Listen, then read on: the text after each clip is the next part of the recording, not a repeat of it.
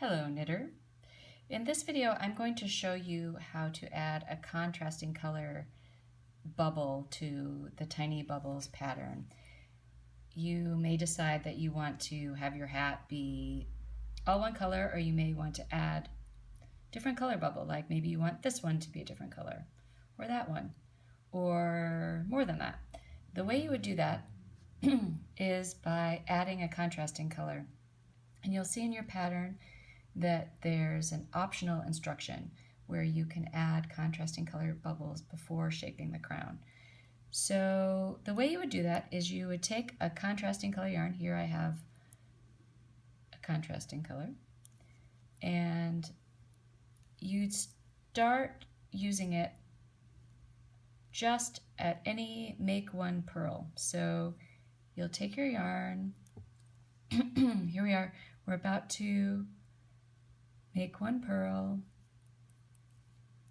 and we just use the contrasting color yarn to do that. It's a little fiddly, but not too bad. All right, so now we're using, so you've got your working main color yarn back here, and your working contrasting colored yarn here. So you've got your make one purl, and your next move, just leave a good tail on your contrasting color. Your next move is to purl, knit, purl in the next stitch. I have so many yarns. Here we go. So purl, knit, just like usual, but using your other color. Purl, and make one purl,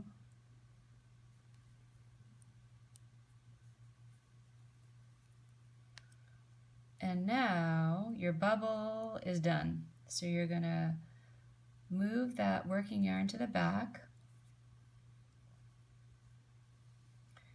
and now what you do is you loosely float the blue yarn, your main color yarn, here it's blue, behind that bubble and continue in the pattern you've already been doing. So you're gonna loosely carry that behind and do a knit, and then we're gonna knit these 5 together with blue, our main color. And just check to make sure this hasn't gotten tight. Keep it a little loose.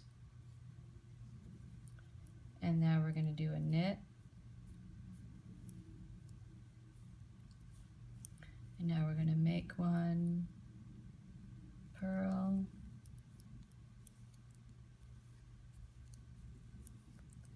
Purl, knit, purl.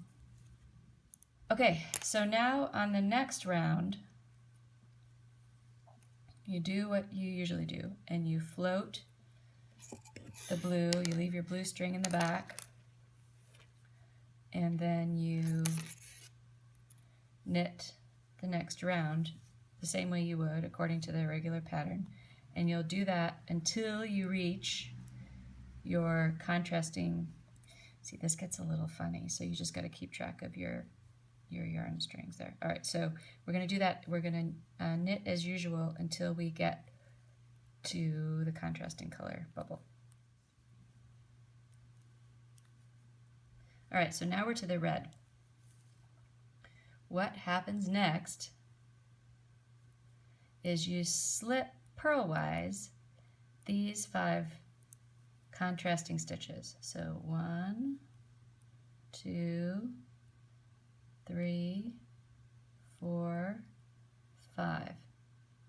Now you're going to turn your work and knit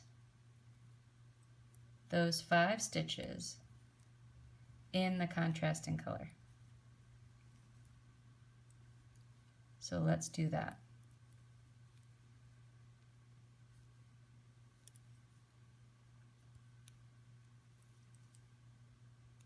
One, 2, 3, 5. I know this one's loose, so that's fine. Just tighten it up. Not too tight, just cinch it up a little bit as you get to the end again so you don't end up with like super loose stitches. Now, what we're going to do now is twist our main color and contrast color yarns. And the reason you do that is so that you don't end up with a hole where these two colors will join in the hat. So let's do a little twist and turn our work.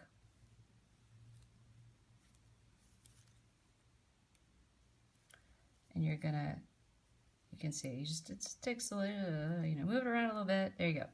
So now you're gonna slip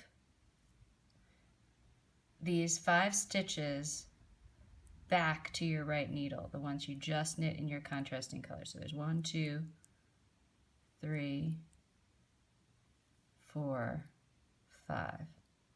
And now you're going to use your main color yarn that's been twisted with your contrast color yarn and continue working in the pattern. Float it loosely behind, just like you did before, and then just go back to using your regular main color in your regular pattern.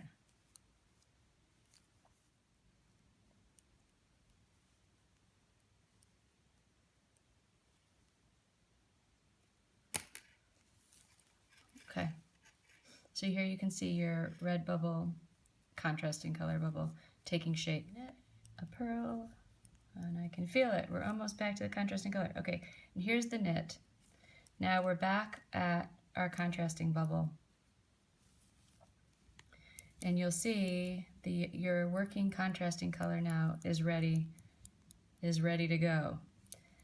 But to avoid having a hole, you're going to want to twist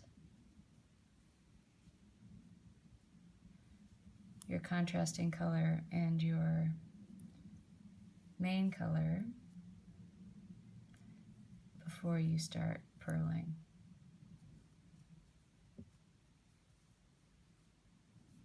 And then purl 5.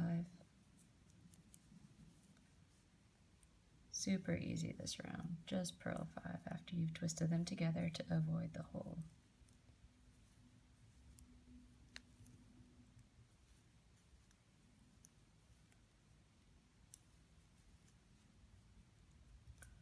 And then float your main color.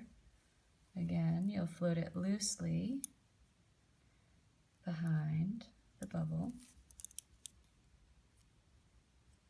and continue working with that till you reach the end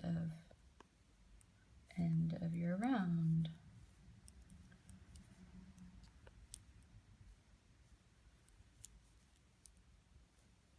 So you'll keep doing the bubble the same way I showed you. The next round we'll do that cool thing where you slip the stitches from one side to the other, knit them, and then slip them back before going back to your main color. So you keep doing that until you've got the right number of rows, which is 5, to make your bubble.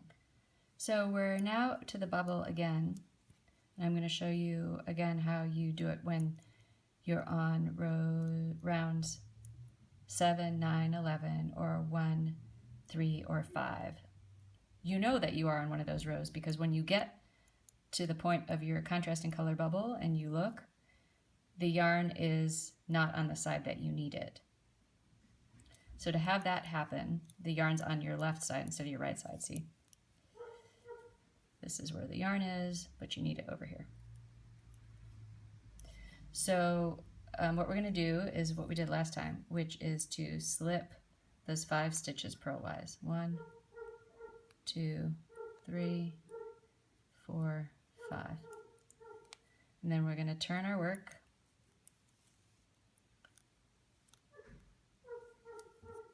And we're going to knit those 5 stitches. 1, 2, 3, 4, 5. Now we're going to to twist the main color and contrasting color yarn so that we don't get a hole. Twist. And now turn the work back. Move the stitches over to the right needle.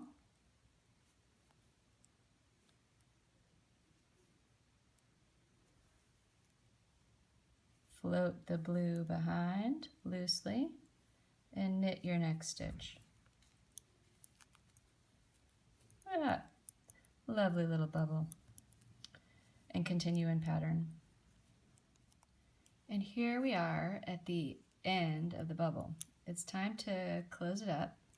So we're actually to the point where we don't even need to use the contrasting color yarn anymore. Once you get to the bubble, you'll just knit those 5 contrasting color stitches together with your main color yarn.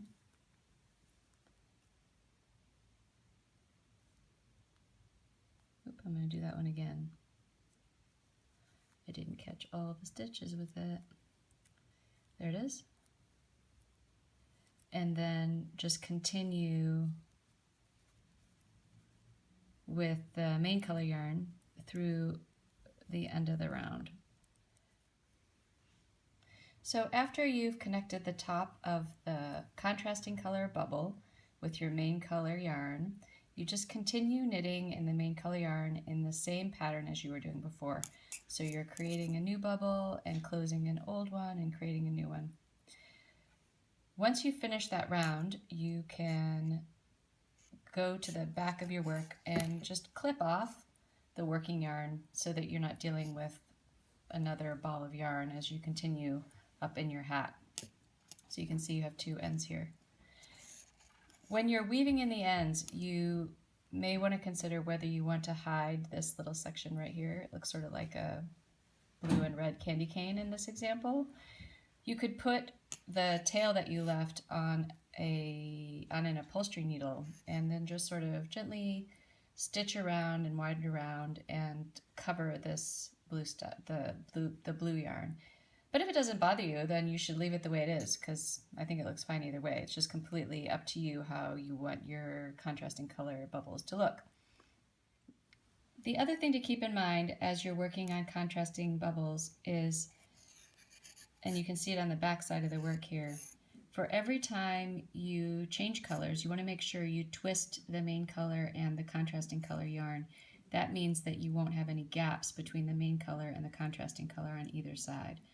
I don't remember if I emphasized that when I was explaining how to make the bubble, but it's important. And every time you trade colors on either end of the bubble, make sure you twist the yarns so that you don't end up with any gaps. I think that's it. I hope you enjoy knitting your Tiny Bubbles hat. Happy knitting!